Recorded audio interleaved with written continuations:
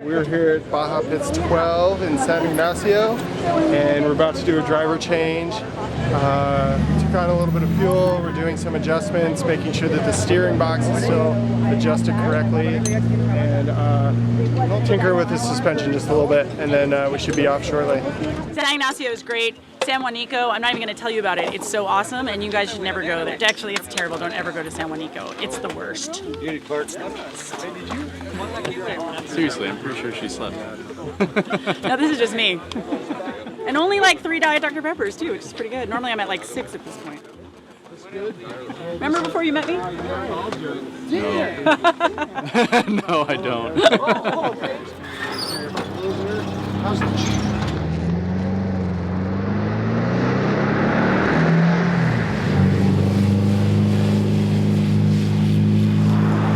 Tail looks good.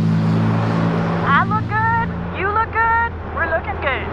Tope looks good. Tope looks awesome. Maybe a little bit of rash to the back fender, but that's okay. I'm not worried about that. We don't need that. Nope. That fender's going to be destroyed soon anyway.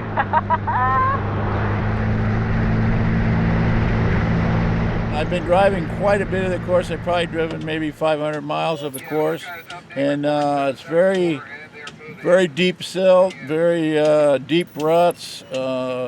We went through Calamaway Wash the other night, and it was muddy and very nasty. So having a Class 11 car that can get this far and onto the finish is quite an accomplishment. You're going to go down here, run the highway, then you're going to go to Loreto, and then you're going to drop back west. And as soon as you drop back down the other side of Insurgentes and start running along that beach area, it's going to be bad. Okay. It's pea soup fog. So I don't know if you've ever driven in that. It's nasty. You're going to have your shields up. You're going to want a lot of rags. The word is that the cars are only doing like 5 miles an hour through there. Holy sheep. Yeah. So I should put my rain jacket on? Probably wouldn't be a bad idea if it's a lightweight one. It is? It probably wouldn't be, because you guys got a lot of miles after that.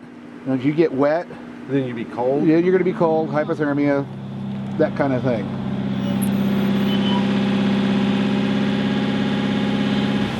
You want that water bottle filled up, or do you even use that? Yes, I use it all the time. We submerged the car to this level. Okay. The radio's been kind of weird since then. Yeah, we could tell you couldn't hear us a lot.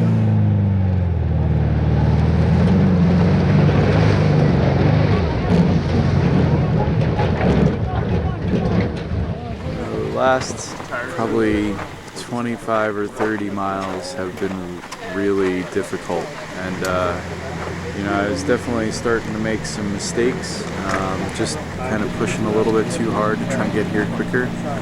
We found out that the bug can traverse water up to its shoulder line, so that's pretty good. Sweet.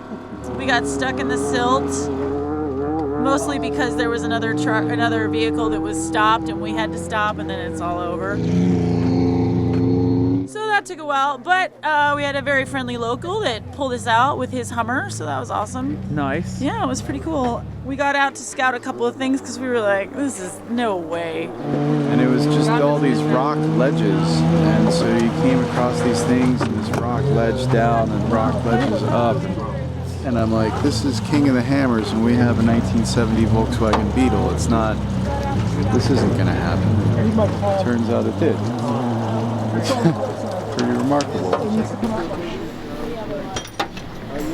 How's that shock line hold up? Good. Great. All right, I'll see you on the other side. I'm going to be the first one to see. All right. At the road front.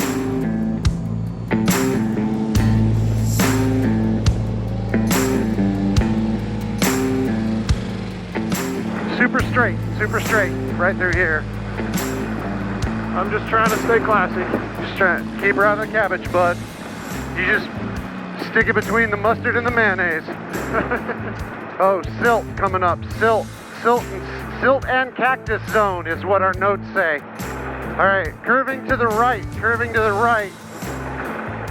2 a.m. this morning, we were in a silt bed that was actually removed from the race. There was a checkpoint that they had in the middle of this silt bed that they pulled out. But we managed to kind of like just find a line and hit a stride, and we actually made the checkpoint in the middle of the silt bed, totally on accident. We weren't intending to. We really did want to dodge the silt bed because it It was gnarly. There was one point where the car was like almost 90 degrees on its side in a rut, and it just hooked right out of it and came back to its wheels, and we were just hammered down in first gear for like 30 minutes straight, just plowing silt.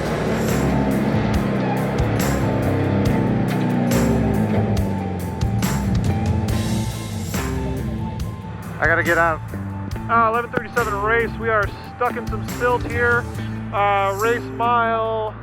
We are at race mile 796. Stuck in silt. We are self-extracting. I believe we will be able to get out of this. Also, we did just pass like 4 trucks. Somewhere right in there, that's Santa Rita. You won't. Right in here, see? Right there. It's probably right where it is on the beach. Right in there somewhere. Okay. He says they're big time. Well, maybe we'll send Jason down there. We are in the last chunk to get this from race mile 930, where we're standing now, to the finish line in La Paz. Cross the asphalt and go right to the right side. You'll see us all standing here. See the drone? You can see the drone. We see the drone. We see the drone. Thank you. Don't call me a drone. Right here, right here. Right here. I had it locked in gear and we were rocking in the sand and it just went ba-bam, and then I put it back into reverse and there was nothing there. My arm is awesome. The broken elbow is great. My shoulder's pretty sore from holding it up. But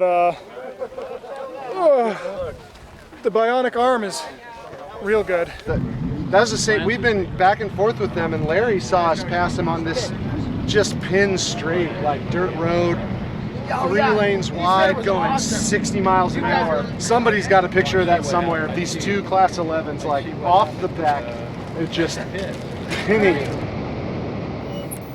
200 miles, that's all we need. That's all we need. Come on, baby. Come on, girl. 200 miles. You want to treat you real nice? We'll treat you nice later. All right, brother. Take us home.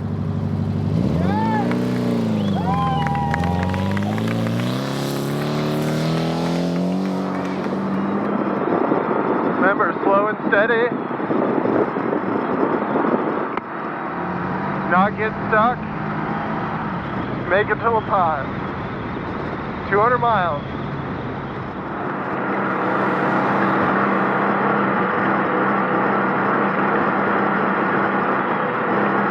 Uh-oh. Is that you?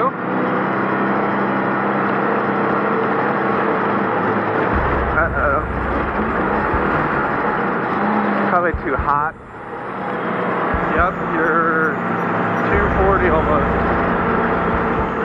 Could that be anything else? Gas or air or spark? Hard to say. Almost seems like ignition. Transmission slipping. You're running hot. Take it easy. Yep. Let it cool down as much as you can on these downhills.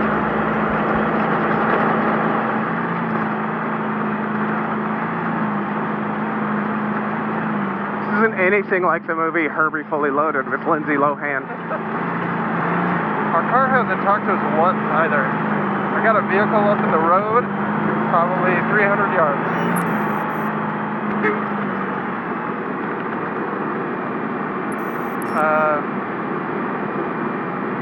Let's go to the right, up and around if we can. Nope. Nope. Great. Yeah, we're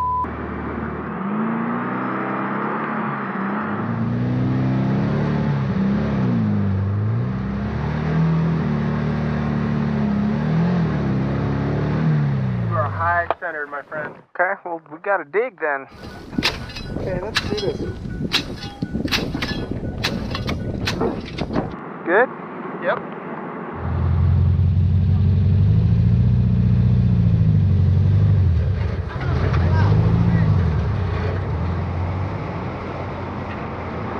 Swinging from a hairy vine, I can make a backpack while I climb. Jump, jump, run now, and jump.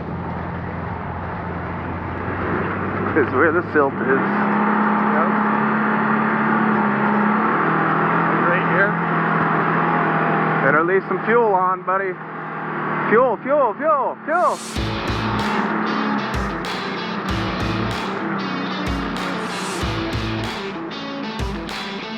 Though the brothers started the last leg of the race in the beautiful Baja sunshine, the day quickly turned to night and the terrain to a chewed-up silt.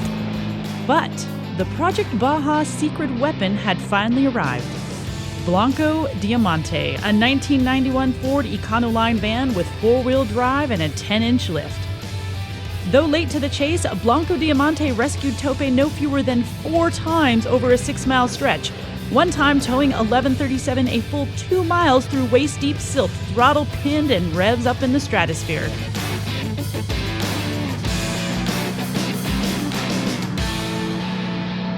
Until finally, little Tope could make it to the finish line of the 50th annual Baja 1000 on its own.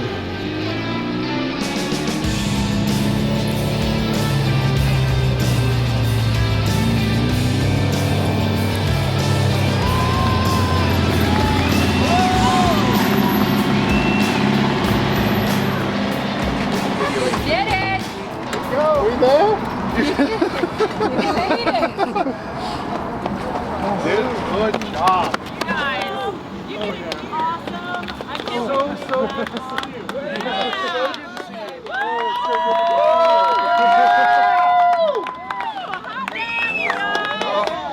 So good. I just said slow down. He's like, as we're sort of sideways up like this, it's like, slow down, the cheers rolling by, and all of a sudden it's like, we're like, checkpoint. We made the checkpoint. You guys, I would like to say that 1137 has finished the Baja 1000 with 4 intact fenders.